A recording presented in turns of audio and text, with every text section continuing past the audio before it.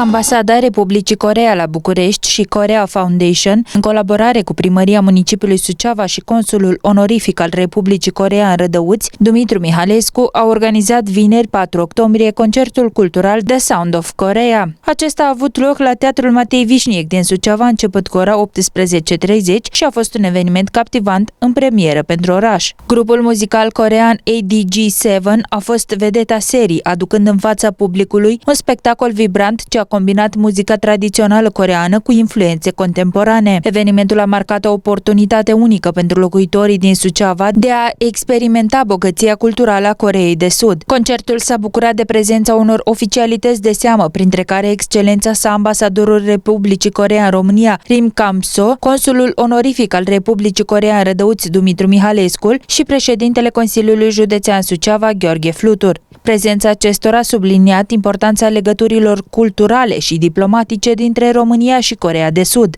Evenimentul a fost apreciat ca un succes remarcabil, contribuind la promovarea dialogului cultural și întărirea relațiilor dintre cele două țări. The Sound of Korea a fost nu doar un concert, ci și o celebrare a diversității și a patrimoniului cultural, oferind publicului sucevean o experiență de neuitat.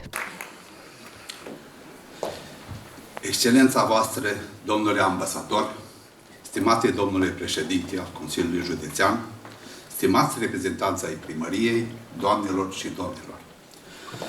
Aș vrea să încep prin a vă mulțumi pentru prezența dumneavoastră și să apreciez în mod particular participarea domnului ambasador Rim Kam-so al Republicii Coreea. Vă mulțumesc că sunteți astăzi împreună cu noi și vreau să știți că pe data de 3 octombrie am sărbătorit și eu Ziua Națională a Întemeierii. Motiv de mare bucurie pentru poporul coreean și pentru toți cei care iubesc și apreciază prietenia dintre țările noastre. Evenimentul la care asistăm astăzi are rolul de a sublinia sprijinul nostru pentru poporul ucrainean și pentru refugiații ucraineni din România.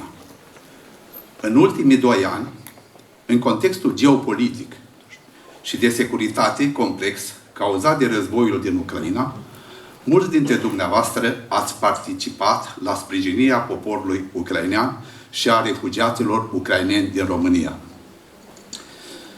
Chiar dacă aceste eforturi nu pot să rezolve toate problemele sociale generate de război, având în vedere amploarea acestor nevoi, consider că e important să promovăm și să încurajăm cât mai multe persoane, organizații și instituții să se implice cu ceea ce pot să ofere. Îmi doresc foarte mult să se finalizeze autostrada A7 și sunt convins că și dumneavoastră vă doriți la fel de mult.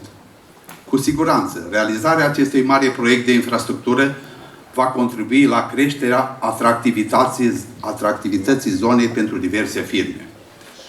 Când va începe reconstrucția Ucrainei, după încetarea războiului, această zonă va fi mai atractivă pentru investitori.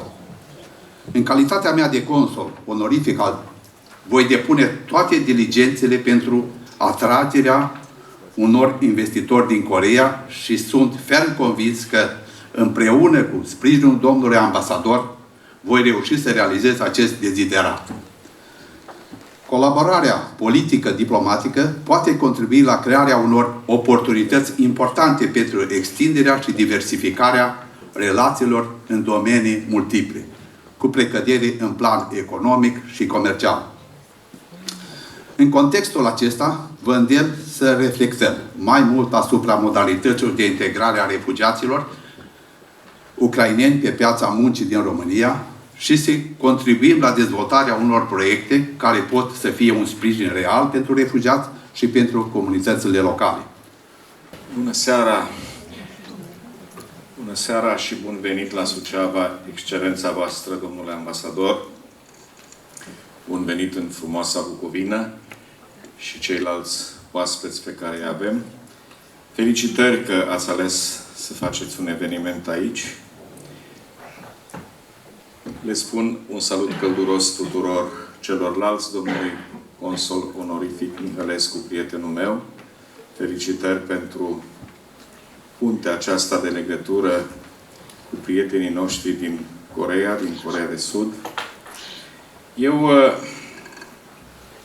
știam că o să ne întâlnim acum și vreau să vă felicit cu ocazia Zilei Naționale a Coreei și să vă urez multă sănătate și să apreciez gestul dumneavoastră, pentru că ați vorbit aici de vecinii noștri care sunt în suferință, în război, de Ucraina.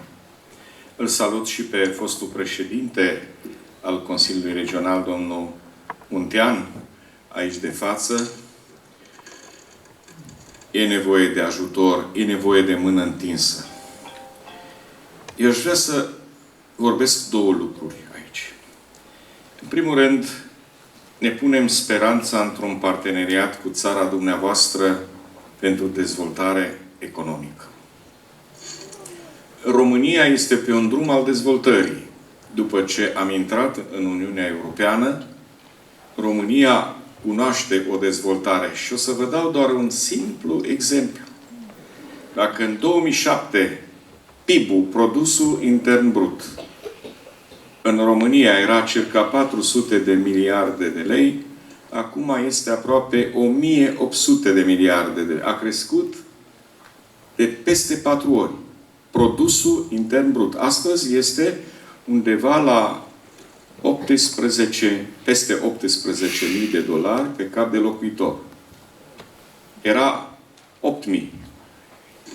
Intrarea României în Uniunea Europeană are aceste avantaje. Sigur că noi ne mirăm că în sondaje 70% din oameni sunt nemulțumiți de direcția în care mergem. Dar totuși, dacă nu eram în Uniunea Europeană, haideți să ne uităm în Ucraina, la vecinii noștri.